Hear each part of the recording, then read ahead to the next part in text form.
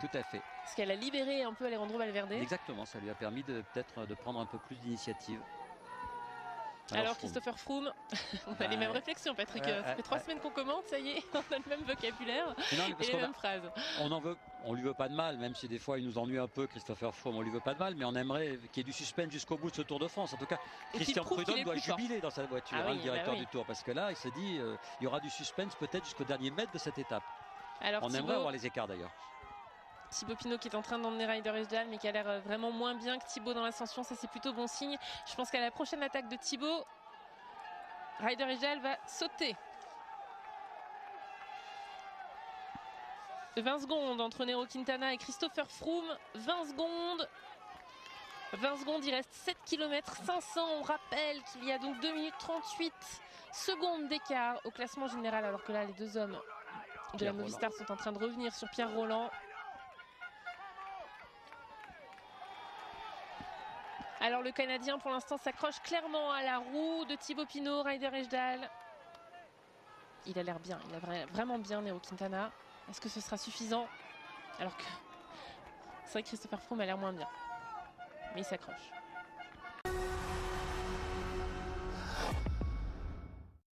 Obtenez Trading 212 sur votre appareil mobile et tradez sur les marchés financiers mondiaux. Ryder. Ouais, pour l'instant il est bien.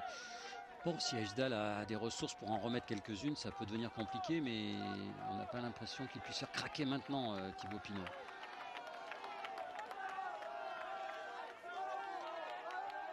Ah, 27 secondes entre Quintana et... Pas mal, hein. Surtout que là, quand Anacona va s'écarter, il devrait pouvoir relancer. Là, il est en train de récupérer un petit peu, a priori, Quintana. Alors qu'on rappelle, ils sont deux. Vous le voyez très bien à l'image autour de Christopher Froome. C'est-à-dire que Christopher n'est pas seul. Donc ça veut dire que si vraiment il avait les capacités de partir, il partirait. Tout à fait. Mais Froome se dit aussi qu'il reste 7 km. Hein. Il contrôle peut-être la situation encore. Hein. Il n'a pas envie de se mettre dans le rouge. Il utilise jusqu'au bout les dernières forces de ses équipiers avant de se retrouver isolé. Donc peut-être qu'il contrôle aussi cette attaque de Quintana à distance. On va avoir la réponse très bientôt. En tout cas, Thibaut Pinot a repris le relais alors que c'est Ryder Hesjedal qui venait d'attaquer. Et là, il va demander à Ryder de passer. Ah, ça y est, on a lâché José Serpa et Pierre Rolland du côté de Winner Anacona. Et de Nairo Quintana, toujours impassible. Ouais. Toujours. Alors que celui qui est devant, il a une tête de winner, lui, en revanche. On vous rappelle que c'est son prénom. Si vous nous rejoignez. Et donc voilà, Alejandro Valverde qui va être repris par les Sky. Alejandro Valverde qui a servi de rampe de lancement à Nairo Quintana. Et qui là va donc retrouver cette équipe Sky qui va peut-être essayer de la désorganiser d'ailleurs. Hein. Ouais. En tout cas 30 secondes, hein, ça croît légèrement, mais ça croît doucement. Bon allez, 28, 30, 28, 30. Ça fait plus que 2 minutes d'avance quasiment pour Christopher Froome en général. Hein. 2-8. 2-8, on est bien d'accord. Sans compter d'éventuelles modifications. Exactement. Mais pour l'instant, on pense que, et on l'espère d'ailleurs, que Thibaut Pinot et Hesjedal vont se partager les 2 premières places. Il faut être un peu supporter quand même de Thibaut Pinot. Depuis le temps qu'il bagarre en tête, qu'il essaye. Thibaut Pinot qui n'avait pas été malade depuis le début de l'année, il faut le rappeler, et qui a malheureusement attrapé une bronchite sur la première semaine. En tout cas, ça a été difficile pour lui. Lui qui avait vraiment connu une première partie de saison sans encombre, au contraire de l'année 2014 où il avait vécu encore un Tour de Suisse compliqué avec une bronchite encore à nouveau, comme quoi. En tout cas, voilà, c'était dommage. Il n'a pas pu défendre pleinement ses chances au classement général. Alors là, il se venge. Il voulait se venger parce qu'on rappelle qu'il avait été à l'attaque déjà dans les 2 premières étapes alpestres. Jeudi et mercredi et jeudi. Et ben voilà, il est encore à l'attaque. Et ben voilà, et là il est en train de le lâcher, non? Il nous fait la même chose que Thibaut Pinot, Ryder Hesjedal. Il est en train de monter au train. Je veux un string comme ça. Je veux le même. Vous me l'offrez. Hein. Non. non. On est d'accord pour la bière, mais alors certainement pas pour ça. C'est pas possible.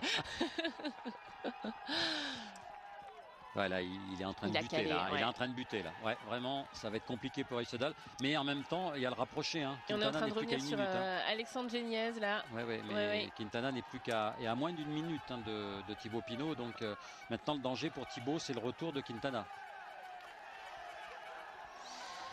Allez. Thibaut Pinot qui est parti seul à l'assaut de cette Alpe d'Huez. Parti seul pour tenter de rejoindre seul évidemment le sommet. Derrière à sa poursuite il y a cet homme, le Colombien, deuxième du classement général, qui a lâché Christopher Froome. C'est incroyable. Enfin, bon, on est habitué maintenant. Full orange, hein, Patrick. On est habitué. Enfin, on a l'habitude, mais on s'y habitue pas. Voilà, c'est ça. Je sais pas si on peut s'y habituer aussi en tant que coureur. Alors, évidemment, Valverde s'est accroché au train de la Sky. C'est impressionnant ces images. Vraiment impressionnant. Christopher Froome qui pour l'instant a perdu du temps. Il continue à en perdre encore. Il a encore perdu 5 secondes. Ouais, 37 si on s'en fie à ce GPS qui doit fonctionner malgré la foule. Et c'est-à-dire que Nero, faudrait que Nero reparte là s'il veut créer un écart encore plus conséquent. Ouais. Imaginez si ça se joue à 30 secondes ce soir. Oui. Demain, il va se passer des choses, non? Chris qui a du mal à accrocher les roues. Il a du mal à accrocher les roues. Ouais. Par contre, même les coureurs à pied vont plus vite que lui, c'est inquiétant. Non, ce qui est inquiétant, c'est de courir à côté des coureurs. Je ne cesse de le répéter depuis le début du tour. Monde, mais bon, c'est comme ça. C'est Pierre Rolland là qui est repris par le groupe maillot jaune. Et Thibaut Pinot qui est un bon rythme, Thibaut, hein. Il a un bon rythme, franchement, il est bien, mais il y a encore 5 bornes à tenir. Hein. Donc c'est pas, on va dire 5 parce qu'une fois que vous êtes arrivé là-haut sur le petit plateau, le petit replat à l'Alpe d'Huez, il n'y a plus que le dernier virage, un peu délicat parfois à négocier, mais il n'y a plus que ce dernier virage et ça y est, on est arrivé. Pour l'intérêt du tour, on a envie que Quintana progresse encore plus vite, mais pour l'intérêt de l'étape, on a envie que Thibaut Pinot garde un avantage. Tous les sentiments sont contradictoires et mélangés là aujourd'hui. Nibali est bien revenu. Alberto Contador et Vincenzo Nibali sont alliés de circonstance. Oui, il a un bon coup de pédale là pour tenter de revenir sur Alejandro Valverde, même si là la 3e place semble quand même assurée pour l'Espagnol, parce qu'il faudrait que Vincenzo Nibali le lâche ensuite Alejandro Valverde dans cette ascension. En tout cas, mademoiselle Claire, quel que soit le verdict de ce Tour de France, on pourra le dire, Chris Froome ne l'aura pas vraiment dominé. Il aura été souvent malmené. Oui. Et on voit même des garçons comme Nibali ou Contador qui sont pas si loin, hein, et Valverde pas si loin. Donc ça veut dire que là, Froome n'est pas impérator dans ce Tour de France.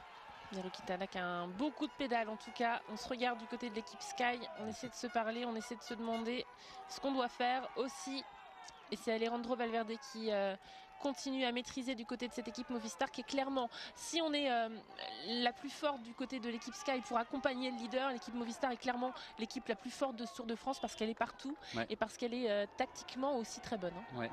Alors après, il y aura des regrets. On va attendre la fin de l'étape et la fin de ce Tour de France pour tirer les enseignements. Est-ce que les Movistar n'auraient pas eu intérêt à attaquer plus tôt, à provoquer plus vite Est-ce qu'ils n'ont pas Chris Froome, est-ce qu'ils n'ont pas une attitude un peu trop attentiste? Ben voilà, c'est une question à laquelle on n'aura peut-être pas la réponse. Et puis peut-être qu'ils vont trouver leur récompense ce soir. Il faudrait quand même maintenant que l'écart se creuse pour que Quintana ait une chance éventuellement de reprendre ce maillot jaune. Alors qu'on a vu un instant Bardet, on a vu un instant Romain Bardet qui est un petit peu à l'arrière. On aimerait bien avoir l'écart entre Thibaut Pinot et Nairo Quintana. Thibaut qui vient de passer sous la bannière des 5 km. Allez Thibaut, elle serait belle celle-là, accrochée à son palmarès évidemment. Derrière il y a cet homme accompagné de Winner Anacona. Nairo Quintana que j'ai même plus besoin de vous citer évidemment, vous le reconnaissez très bien, Nairo Quintana avec son maillot blanc sur les épaules. Et Christopher Froome qui n'attaque pas, qui reste avec ses 2 coéquipiers. Ça c'est peut-être aussi un aveu de faiblesse du côté de Chris Froome. On se retourne, on n'arrête pas de le regarder. On n'arrête pas de le regarder. Ce qu'on peut dire aussi, c'est que pour l'instant, il n'y a pas encore danger. Donc on peut estimer que Chris Froome se réserve ses dernières forces pour éventuellement combler une petite différence sur la fin de l'étape. C'est l'attitude qui était inquiétante. C'est vrai qu'on n'arrête pas de regarder comment va Christopher Froome derrière. En tout cas, Anacona aura fait un boulot d'enfer pour Quintana. Quoi qu'il arrive à la fin de cette étape, je pense que Quintana remerciera son équipier. Ah oui. Il remerciera Alejandro Valverde aussi, qui a été à l'attaque à 2 reprises sur cette étape. Étape de haute montagne, on le rappelle. Ça craque. Attention, Nairo, il part tout seul. Ça y est, il a mis la mine. Il part tout seul, c'est alors parti. C'est maintenant que ça se joue le tour, franchement. C'est là qu'on va voir s'il peut creuser un écart. Eh bien écoutez, avec votre savoir, là je vous crois totalement Patrick, ça veut dire que pour vous c'est vraiment un moment important. En tout cas Nairo Quintana, il est parti à la conquête de ce maillot jaune. Moins de 5 km pour lui, pour le Colombien. Et là, oui, en effet, Wout Poels qui a lâché Il ne reste plus que Richie Porte aux côtés de Christopher Froome.